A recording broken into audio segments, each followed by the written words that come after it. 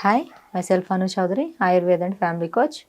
ఈరోజు లేడీస్కి సంబంధించిన ప్రాబ్లమ్స్ మనం మాట్లాడుకుందాం. సో అదేంటి అని అంటే చాలామంది లేడీస్ని చూసుకుంటే వాళ్ళకి ఈ బ్రెస్ట్ ప్రాబ్లమ్స్ అనేవి ఎక్కువగా ఉన్నాయి. అవేంటి అని అంటే కొంతమందికి సాగీ బ్రెస్ట్ ఉంటుంది అండ్ కొంతమందికి సైజ్ అనేది స్మాల్ సైజ్ ఉంటుంది కొంతమంది లేడీస్లో.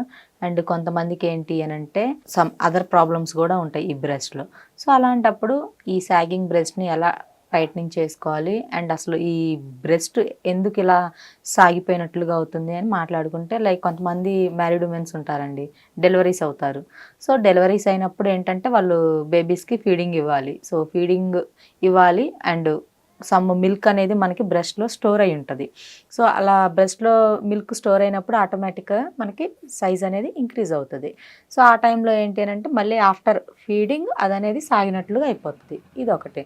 అండ్ కొంతమందిని చూసుకుంటే స్మాల్ సైజ్ ఉంటుంది. వాళ్ళు సైజ్ ఇంక్రీజ్ అవ్వడానికి కప్స్ పెట్టించుకోవడం, సమ్ అదర్ ఇంజెక్షన్స్ వేయించుకోవడం అండ్ వాటికి సర్జరీస్ ఇలాంటివి చేయించుకుంటూ ఉంటారు. సో ఏంటంటే సమ్ డేస్ బాగానే ఉంటుంది. ఆఫ్టర్ మ్యారేజ్ మళ్ళీ మీరు ప్రెగ్నెన్సీ అయ్యి తర్వాత డెలివరీస్ అయిన తర్వాత ఎవరైతే బేబీని మీరు కంటారో వాళ్ళకి మిల్క్ అనేవి లేకుండా పోతాయి, ఇలా సర్జరీస్ చేయించుకొని ఇంజెక్షన్స్ వేయించుకోవడం వల్ల.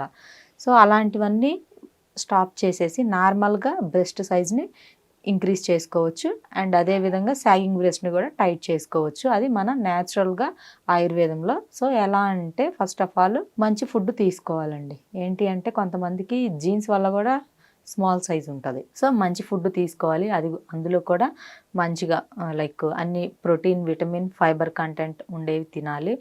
కొంతమంది ఏంటి అంటే వెజిటేబుల్స్, ఆకుకూరలు అసలు తీసుకోరు, ఎక్కువ నాన్ వెజ్ ప్రిఫర్ చేస్తూ ఉంటారు.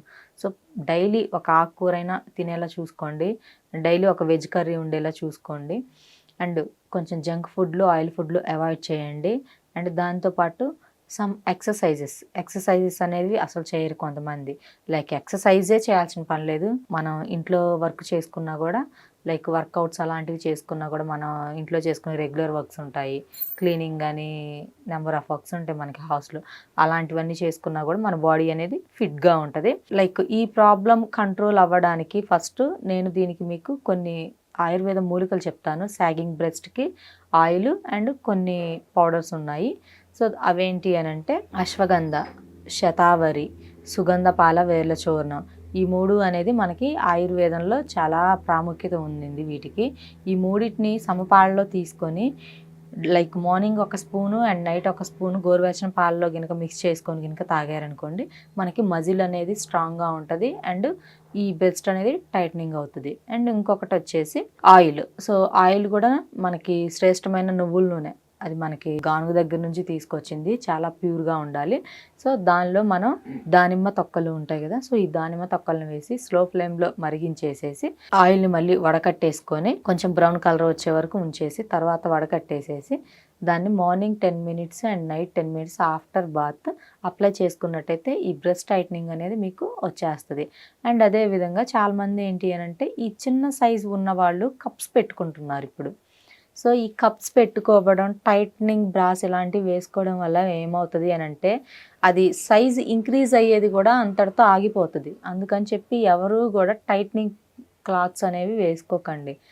బయటికి వెళ్ళినప్పుడు తప్పదు, ఓకే, ఎందుకంటే ఆఫీసెస్కి వెళ్ళినప్పుడు ఎవరైనా కూడా చూడడానికి అందంగా ఉండాలని ప్రతి ఒక్క ఆడపిల్లకి ఉంటుంది. సో అలా కాకుండా నార్మల్గా ఇంట్లో ఉన్నప్పుడు ఫ్రీగా ఉండే క్లాత్స్ వేసుకోండి, డిన్నర్స్. అండ్ వాళ్ళు కూడా ఈ బ్రెస్ట్ ఇంక్రీజ్కి కూడా నేను చెప్పినవి ఇవే వాడచ్చు. సో నన్ను కన్సల్ట్ అవ్వాలంటే స్కూల్ మీద కనపడుతున్న నెంబర్కి కాల్ చేసి అపాయింట్మెంట్ తీసుకోండి. అండ్ ఈ ఆయిల్ కానీ ఈ పౌడర్స్ కానీ మీకు కావాలంటే మేము కొరియర్ కూడా అవైలబుల్ ఉంది మా దగ్గర. Thank you.